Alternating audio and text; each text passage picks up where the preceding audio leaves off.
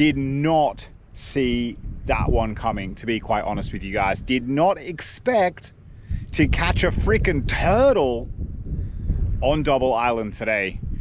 Morning, what is going on? Welcome back to Simo's Fishing Adventures. I, of course, am Simo, and today we're back at Double Island Point. Going to be doing a little bit of rock fishing this morning off the northern side of the point.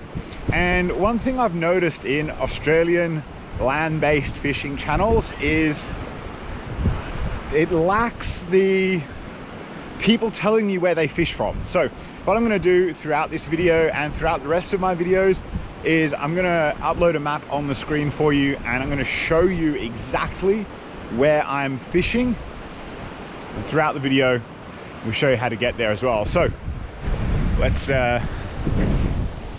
cross these rocks here and get stuck in.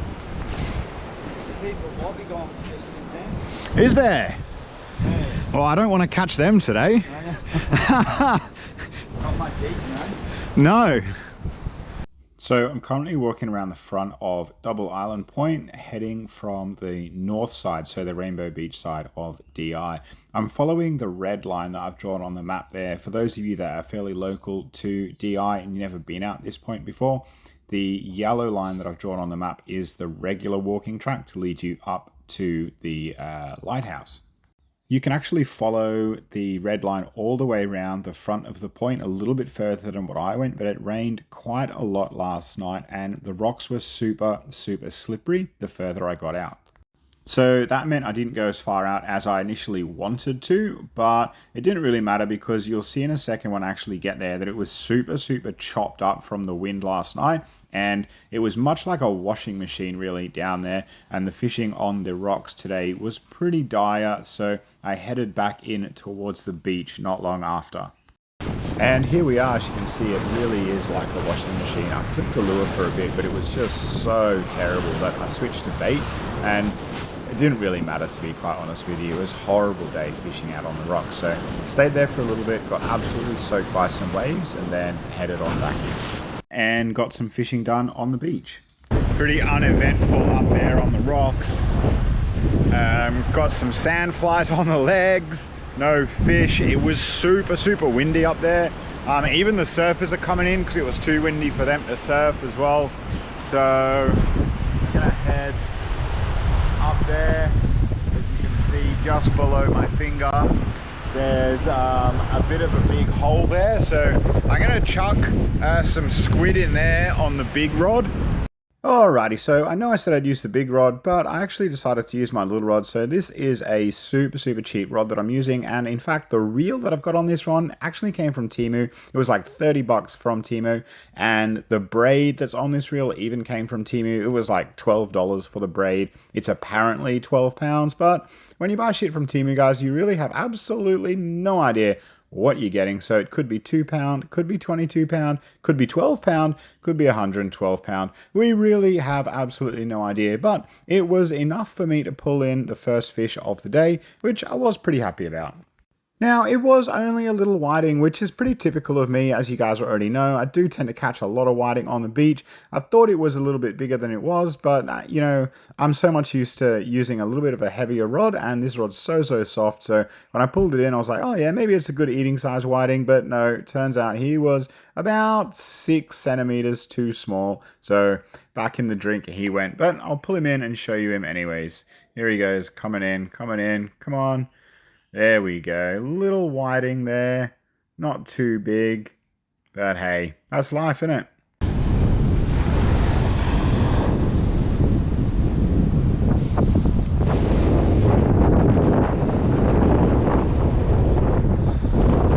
This is it.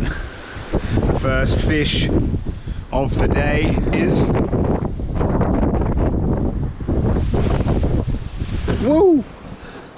A slimy little bastard. 19 centimeters, gotta go back. And again in the same spot with the same rod. I'm using squid, by the way, guys. I don't normally like using squid, but I had heaps left in the freezer from previous fishing trips, and it's way cheaper and way more cost effective than using live worms all the time. So in comes another little fish. This one is a tiny little dart, and as you know, it's fairly typical of me to catch these tiny little fish. This is a dart. Same as the trevally family. Let's go chuck him back.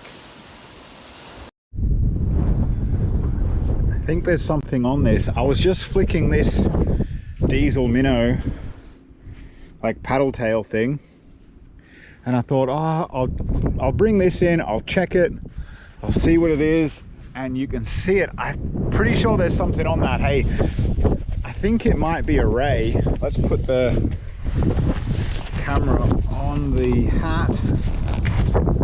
There's something on that, boys. There is definitely something on this.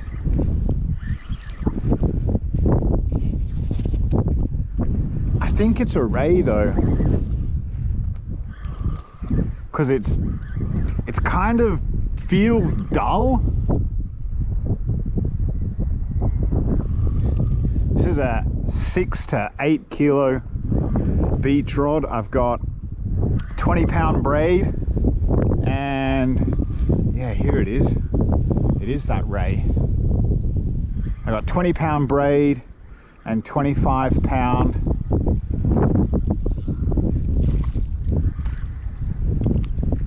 mono for the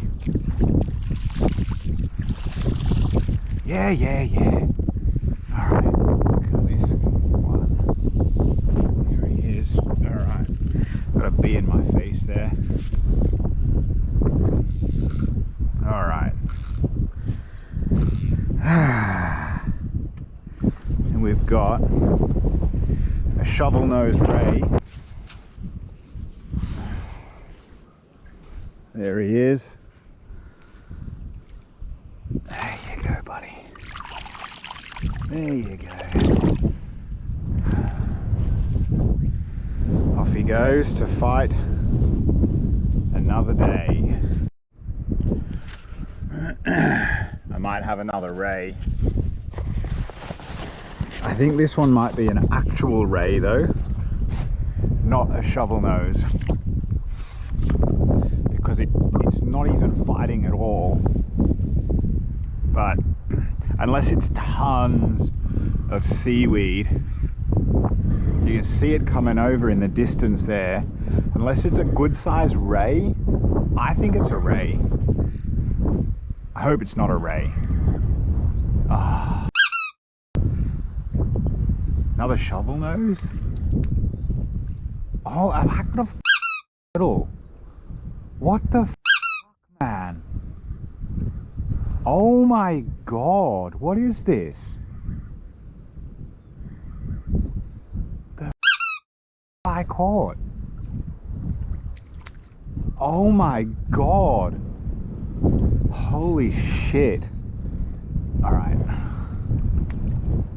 Oh man, I'm so sorry, buddy. Oh man. Dude, I'm sorry, man. Oh man. Oh, bro.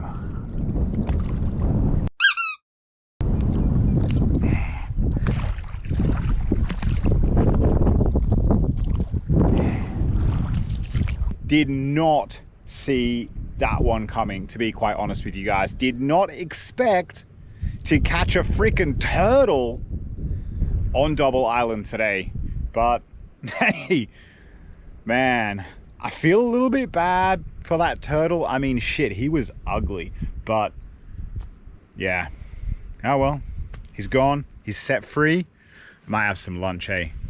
Okay, so before I show you what else I caught today, and trust me, it is worth the wait and pretty funny, I just want to let you know that I was using a long shank barbless hook when I accidentally caught that turtle, and the long barb was still sticking out of his mouth. He hadn't actually swallowed any of the hook, so it was super easy to remove the hook from the turtle's mouth without injuring him or putting him in any distress for his later journey back out to sea and for the rest of his life. If you do catch a turtle though, and you find that a hook is lodged in there somewhere and you can't easily remove it without injuring the turtle, please make sure you call the park rangers or turtle rescue groups or something similar to come and look after the turtle. But as you can see here, I also managed to catch a seagull, and thanks so much for a random guy on the beach coming to help me untangle it. I pretty much decided that this was the end of my fishing day, so cracked open the barbie, made some chicken for lunch and dinner, and headed off back home.